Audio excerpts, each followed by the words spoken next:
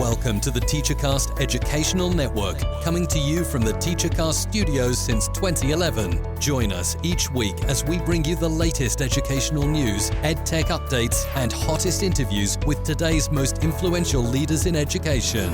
And now, for your host, Jeff Bradbury.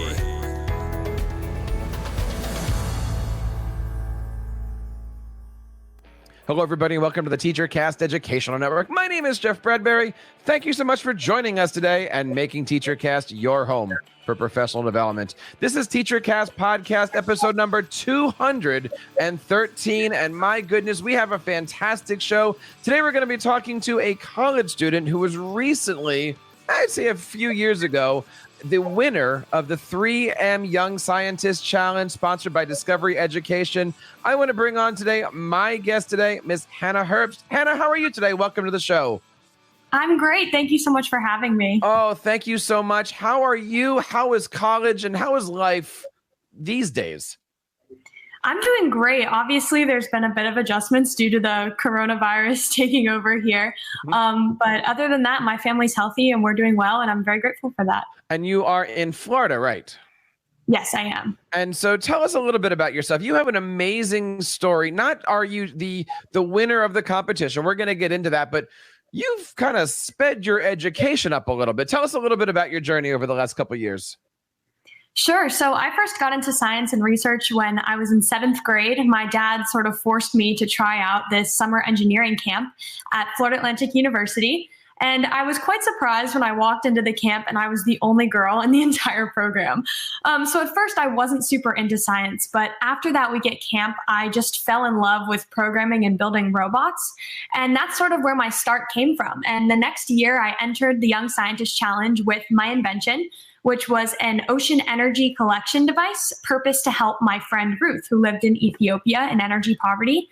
And I was so fortunate to win the Young Scientist Challenge, and since then have had opportunities to continue innovating with more recent projects and enter into other science fairs to meet other young people and sort of continue exploring and designing solutions to our world's problems.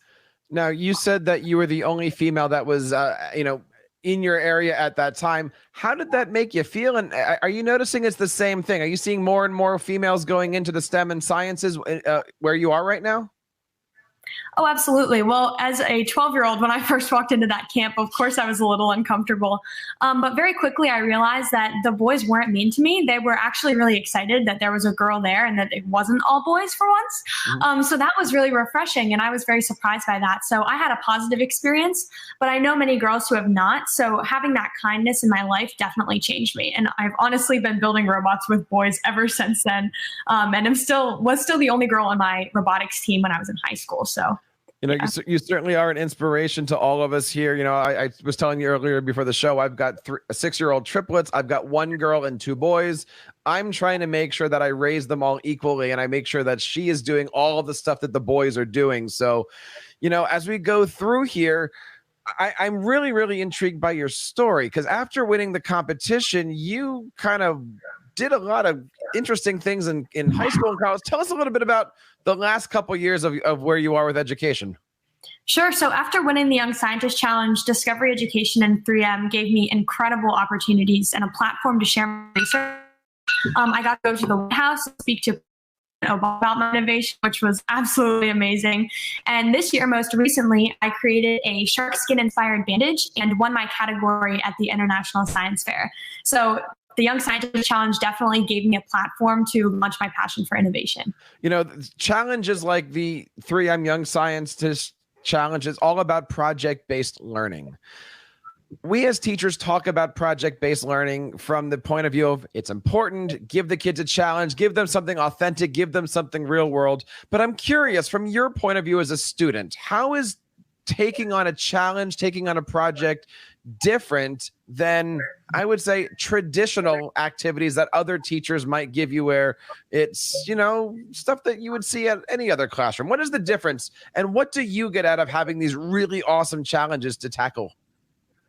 Oh, definitely. I think that project-based learning is incredibly beneficial to students, especially middle and high school students, when you compare it to classroom learning, because I'm the type of person who was not a book smart person when I was younger. They gave me gifted tests and I would not pass them because I'm just not academically, like, I can't learn out of a textbook the same way I can learn from building something and from solving a problem. So I really encourage every teacher that I talk to really take the time to work with your students and find out what their gifts are, because I had a great science teacher in middle school, Miss Malou, who really recognized that I was big into this science fair thing and said, you know what, Hannah, you don't really have to do your academic sort of work today. Why don't you go work on your science fair project? And I learned so much more from being able to build and fail and learn on my own than I ever could out of a textbook. I love what you said there. Learning how to fail, learning how to pick yourself and move forward with things. But that's difficult for teachers, right? I know a lot of teachers who are trying to bring project-based learning don't quite know how to support the students. In your opinion, how would you go through and help a teacher? What advice would you give a teacher who is maybe looking to start working with their students on project-based learning, or even have students who are interested in something like the 3M Young Scientist Challenge? I would definitely encourage teachers to look into big competitions like the Young Scientist Challenge as sort of a model for how they can gauge their classroom learning works, because science fairs were honestly the most beneficial thing to me in this aspect. And I think the best part of that is that you can pick your own problem to solve and really target it toward your student's interests. And of course, the student has to be motivated on their own. But once you figure out what your student is motivated toward, then you can actually help guide them and help them to solve the problem on their own. And I think science fairs provide a great structure for this by having the student ask a question, face a hypothesis, test and get results. And that model goes for each project, but you can really customize that toward the student's interests. So making sure that your student is doing something that they're passionate about and that they like to work on will make all the difference in whether they're really into it or not. Now, anybody who's interested in learning about this can visit www.youngscientistlab.com. Of course, all of the information is going to be over on our show notes here for TeacherCast Podcast, episode number 213. Talk to us a little bit about your topics. You had said that you chose your topic for the Young Scientist competition after having a conversation, I think it was, with your friend across the globe. How did all this come together? And what was the first thing that you did when you decided that's what I want to do this project on? Yes, so there's a program at my church called Compassion International where they connect students in the United States with other young people from around the world who are actually living in poverty. And you write letters back and forth, very pen pal style, about your day and how your life is. And you get to hear back and forth from this person. And I had been in contact with my pen pal, Ruth, who lives in Ethiopia, since I was in 4th grade. And it wasn't until I was in 7th grade, right after that summer camp, when I received a letter talking about how she was living in energy poverty with restricted access to electricity and basic resources that I almost took for granted living in the US. So hearing about her issues made me really motivated to solve them, because I felt that I had a personal connection with my friend, and knowing that she couldn't do anything to solve her problem really, really motivated me. So I took the idea to my science teacher and I said, I want to provide power to people in developing countries. And of course, when a young person comes to you and says that, I'm sure that she was like, oh my goodness, what do I do with this kid? But I think that she did the absolute right thing. And she said, go for it. And don't be afraid to fail and try as many different things as you can. And the end result was an ocean energy collection device that you can place into a moving body of water. And as the water moves, it spins these Pelton wheels, which generate electricity that can be stored. So it was a long process. It was very difficult, but I'm so glad that I got to learn that way. So there you are, 7th grade, right? Yes, I got the idea in 7th grade. And so when you built this, was it a working model? Did it actually work? Was it a drawing? How did you go from, I have this idea, to, I mean, I would assume that at some point in time you were teaching your teacher about these things. Yes, definitely. At first, it did not work. It was a disaster at first. As you'd expect, I had very little experience with engineering. I started late compared to most kids, or you see these stories about people programming when they're in kindergarten now. I had no idea about any of that. So it was definitely a very steep learning curve at first. But eventually I was able to come up with a working model that I took to the Young Scientist Challenge, and everyone was very happy with. So I was very excited about that. Talk to us about that moment. You found out that you won the competition. What were you thinking? I was shocked, honestly. I don't think it set in for about 3 days afterwards until I was on a plane going to my first speaking engagement that Discovery set me up with. It was insane, the roller coaster they put me on. And I'm so grateful for that. But it was very surreal. And just seeing my hard work pay off in that moment is something that I'll cherish forever. What was your family like? What did your friends think about it? I think my brother was the most thrilled out of my whole family. I remember he gave me a big hug and he was very excited. And my parents were obviously very proud and excited as well. What happens after that? Because everybody wants to know, how do you go from you've got this concept, you've got this thing, and do you put it into practice? Do you get a chance to work with real scientists to see what happens? Like, what's the next steps after you go through this process and you are deemed the scientist? Well, the Young Scientist Challenge does a really, really great job with their model. So once you find out you're a finalist in the early summer, I think, they pair you up with a 3M scientist mentor. And my mentor was Mr. Jeff M. Slander.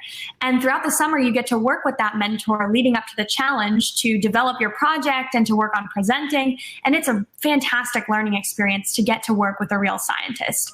And then after the challenge, of course, even today, it's been 4 or 5 years and I'm still in contact with Mr. M. Slander and with many other of the mentors who mentored my fellow finalists. So the community at 3M is really incredible in that aspect. Immediately after the challenge, I got the opportunity to speak to kids around the world and at conferences to share my innovation and my research. And that's something great that I found about 3M is that they're always willing to help students with their research, no matter how old you are or how far out of the challenge you are.